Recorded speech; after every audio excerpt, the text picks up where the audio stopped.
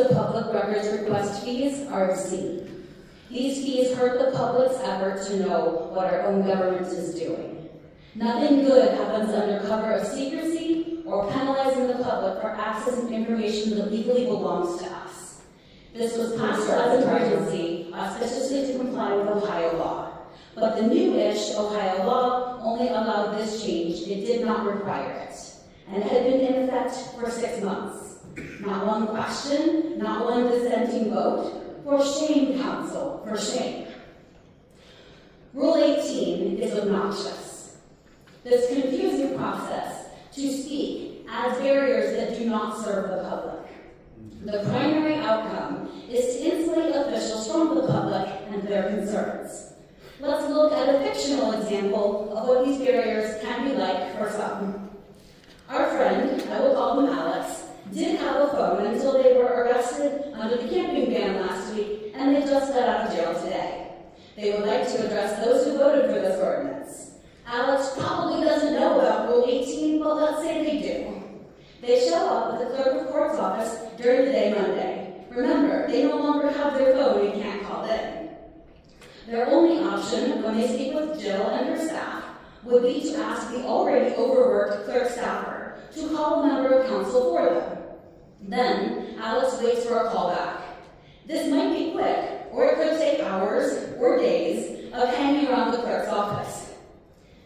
Maybe there is a member of council who would support a same-day request to speak, but those I have spoken with want anywhere from 1 day to 3 days.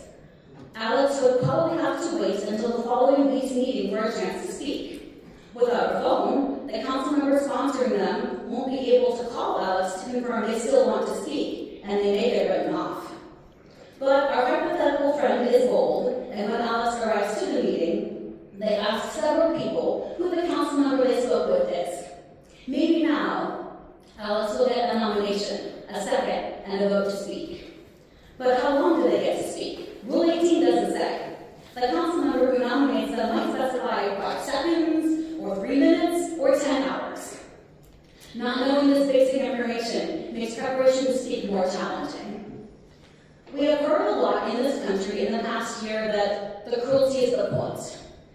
I would argue that with Rule 18, the barriers are the point. Regular attenders can cut out the step of contacting the clerk's office who are swamped with end-of-year projects, if they know how to contact members of council. They still face multiple barriers, such as the majority of council desiring to hear what they have to say. Members of the public whose views are unpopular with council may not be able to get any nomination. Some would call that a circle jerk. There are some changes to public speaks that I would support.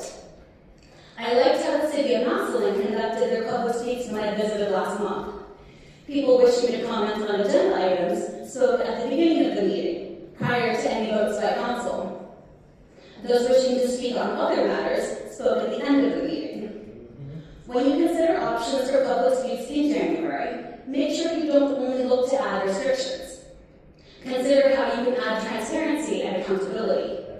Use the tools you do have to address problems without throwing the baby out with the bathwater. If you think you are above the public, history has some bad news for you. Let my people speak.